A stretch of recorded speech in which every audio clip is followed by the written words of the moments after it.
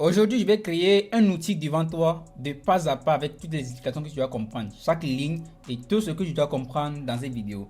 Ici, tu dois comprendre qu'on parle de robot de trading. Si c'est la première fois de tomber sur nos vidéos, tu dois comprendre qu'on parle de robot de trading, comment tu vas coder ton robot de trading, les étapes que tu vas suivre, tout ce que tu dois savoir, la manière dont tu veux, ou bien carrément si tu as des suggestions, tu as un robot de trading que tu souhaites à ce qu'on puisse coder ça en live, comme ça tu vas voir pour que tu puisses résoudre tes problèmes. Mais si tu as un projet que tu vois que tu n'arrives pas à coder ton propre robot de trading, sache que tu es la bienvenue parmi nous ici. Je vais prendre mon temps de pouvoir coder ton robot de trading si tu veux de A à Z. Il suffit seulement de m'envoyer un message sur WhatsApp, le lien est dans la description. Même bon, je vais aller directement dans le vif du sujet et je vais te parler aujourd'hui parce qu'on avait fait une vidéo la fois passée où je devais faire la partie 2 de cette vidéo parce que vous devez comprendre qu'il y a aussi la partie 3, la partie 4 ainsi que jusqu'à ce qu'on puisse terminer l'outil que j'ai codé la fois passée devant vous parce qu'on avait créé un fichier. Si vous vous souvenez très bien, ceux qui n'ont pas encore regardé la première partie de la vidéo, vous pouvez aller sur la chaîne YouTube ici et vous allez voir que c'est la vidéo qui est ici comme ça. Quand vous êtes sur la chaîne YouTube actuellement, c'est la première vidéo que je suis en train de parler là, c'est ça qui est ici. D'accord? Il est sorti il y a de cela 2 semaines. Donc tu peux aller là-bas et puis tu vas regarder la vidéo pour que tu puisses commencer maintenant sur cette passe là qui est en train de se passer actuellement.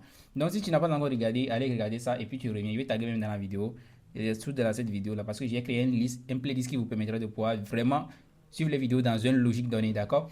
Donc, si vous êtes dans l'interface comme ça de MetaTrader parce que je viens montrer tout ce que vous devez comprendre la fois passée, donc c'est pourquoi je te demande d'aller regarder comme ça, tu seras dans les bonnes logiques avec nous. Donc, la fois passée, on a téléchargé MT5, on a installé ça, on a même déjà connecté nos comptes sur ça et aussi, on a vraiment installé le Meta Editor. On a déjà même commencé à ouvrir, à créer le robot de tri. Le nom que j'avais créé dans le robot de tri la fois passée, c'était ça, le robot YouTube. Donc, du coup, c'est sur cet outil-là qu'on va travailler tout au long de série de vidéos qui vont sortir dans le playlist sur la façon dont tu vas créer ton robot de trading.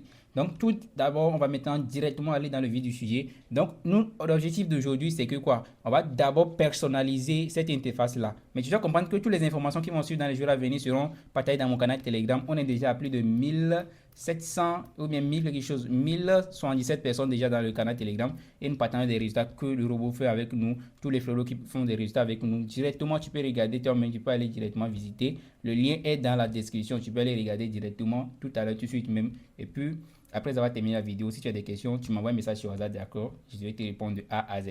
Ok, en tant que trader, en tant que quelqu'un qui se lance dans l'automatisation, tu ne veux pas laisser ton graphique comme ça, très bizarre avec des grilles, des choses comme ça. Non, on va faire les choses automatiquement. Donc en gros, pour que vous puissiez commencer à maîtriser les bases, je vais prendre le temps de faire une configuration ici qui va vous permettre de pouvoir, même si vous n'allez rien à toucher, puis lui-même va se faire automatiquement. Donc qu'est-ce que nous allons faire? Tout d'abord, on va passer dans Meta Editor. Ceux qui ne savent pas comment vous allez rentrer dedans, vous appuyez sur Outils ici, ensuite vous appuyez sur Éditeur de langage ici, ou bien carrément vous pouvez appuyer sur la touche F4 de votre ordinateur, pim, vous allez tomber sur ça. Donc, qu'est-ce que je vais faire?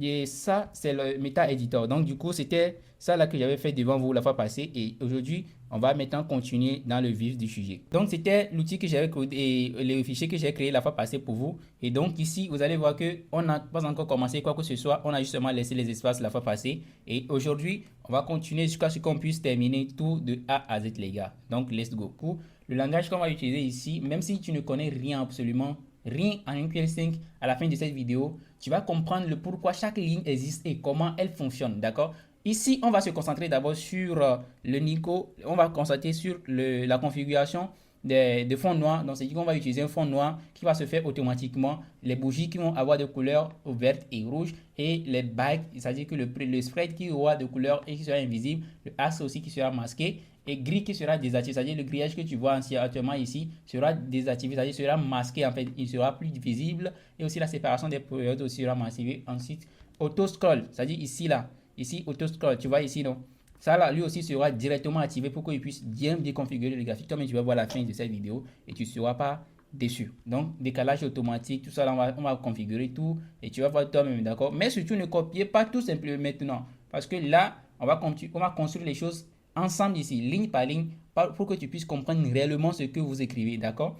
Donc, la première étape, c'est qu'on va maintenant directement aller dans le Meta Editor. Donc, quand tu vas directement faire, avant d'écrire notre logique, nous devons créer la structure de base, notre expert advisor. Un expert advisor qu'on appelle généralement un IA est simplement un programme qui va pouvoir exécuter directement dans MetaTrader 5. Donc, du coup, pour le faire, on va directement aller dans le Meta Editor en appuyant sur ici. Et puis, nous voilà dans le Meta Editor. Donc, ici, là, ce que tu vois ici, là, ce sont les choses de base pour que vous puissiez commencer à utiliser ou bien créer votre robot de training. Donc, du coup, peu importe le type de fichier que vous allez ouvrir, c'est ce qui va sortir premièrement. D'accord? Et je vais vous expliquer exactement chaque partie d'ici. Comme ça, tu vas comprendre de pourquoi ils sont là et les raisons par lesquelles on a mis ça automatiquement sans besoin que tu l'écris. OK?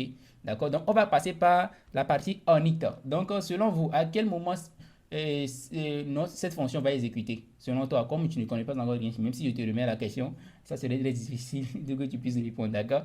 Je vais t'expliquer ça, tu vas voir. Le in et le int que tu vois ici là, tu vois un peu non? Le int là indique le type de données que cette fonction va retourner, c'est-à-dire que ça signifie integer, d'accord? Donc un nombre entier.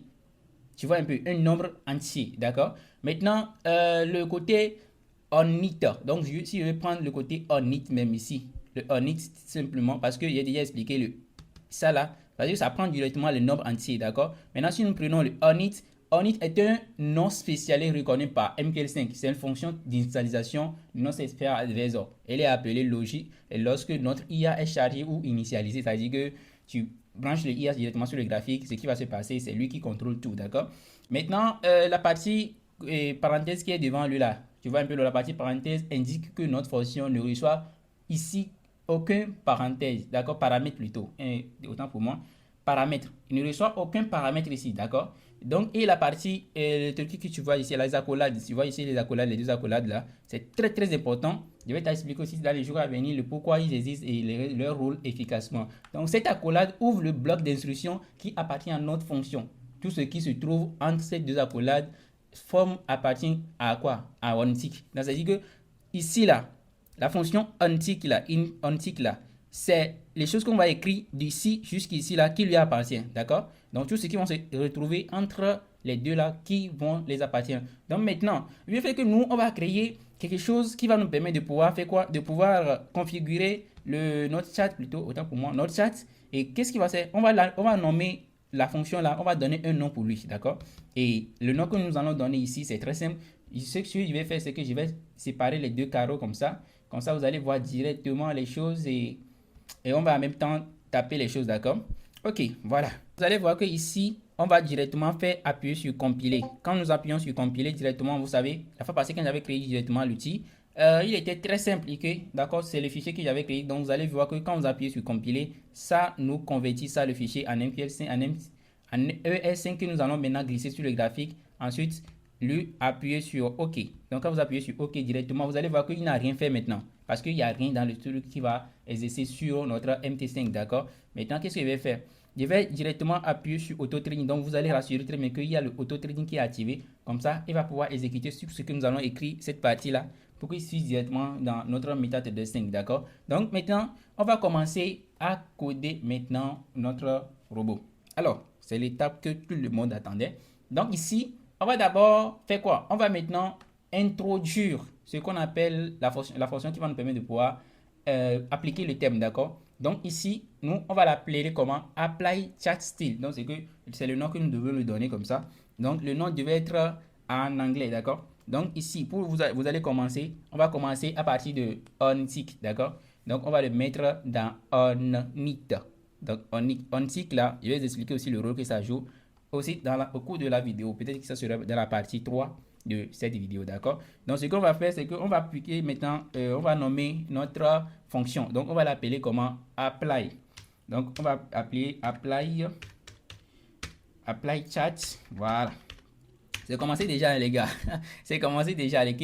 Donc, apply chat style. Donc, du coup, c'est comme ça vous allez l'écrire. Vous devez comprendre que si vous l'écrivez comme ça, c'est comme ça que vous allez répéter partout, d'accord? Et vous créez le parenthèse. Donc, dès que vous créez le parenthèse, n'oubliez surtout pas, vous mettez le point virgule devant lui, d'accord? Ok. Déjà, avec cette partie, on a déjà appelé notre fonction. Donc, dès qu'on n'a pas encore terminé la fonction, vous allez voir que si nous compilons, on va vous dire erreur. Vous voyez donc, on va vous dire erreur. Pourquoi? Parce qu'on a appeler la fonction, mais ça n'existe pas. Donc, déjà, ça là, c'est ce qui fait que il y a beaucoup de personnes, des fois, il peut avoir des problèmes. Donc, c'est ce que nous allons faire.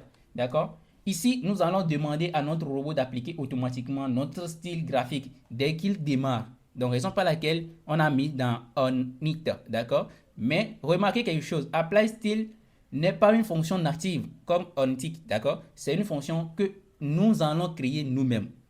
Donc, c'est ça qui fait la différence. Raison pour laquelle on le fait appel d'abord ici. Donc, expert initialisation function. Donc, on va lui appeler dans onIt pour qu'il puisse exécuter maintenant la fonction que nous allons créer en bas ici. Donc, ici va se commencer maintenant là où nous allons commencer notre vrai travail, d'accord? Donc, j'ai choisi le nom apply style parce qu'en anglais, cela signifie littéralement appliquer le style du graphique. Le nom d'une fonction doit nous aider à comprendre ce qu'il fait. Tu vois un peu. Donc, les parenthèses signifient ici que nous allons l'appeler lui-même comme les paramètres. Donc, ce que vous allez faire, vous allez sûrement faire quoi? Vous allez sûrement copier comme ça. Vous allez copier comme ça. Vous allez copier un. Et quand vous copiez ça, qu'est-ce que vous allez passer? Donc, le point virgule qui est devant lui là, le point virgule indique que quoi? En MQL5, cette instruction est terminée. Vous voyez, non? Et donc, vous allez voir que ensuite on a return ici. Vous voyez, return qui est ici là. Return in successful. Vous voyez un peu ça là? Donc, je suis en train de vous expliquer ça. Si quand même vous n'avez pas compris quelque part au cours de la vidéo, vous pouvez mentionner dans les commentaires. Je vais vous faire une petite vidéo pour vous expliquer ça, soit sur YouTube Short ou bien carrément, je vais faire une vidéo sur TikTok pour vous informer ça, sur ça, d'accord? Donc, maintenant, ici, on va comprendre le côté return. Vous voyez, non? Return qui est ici là. Il joue un rôle très crucial, tu vois. Il joue un rôle très... Return signifie que notre fonction va retourner en valeur.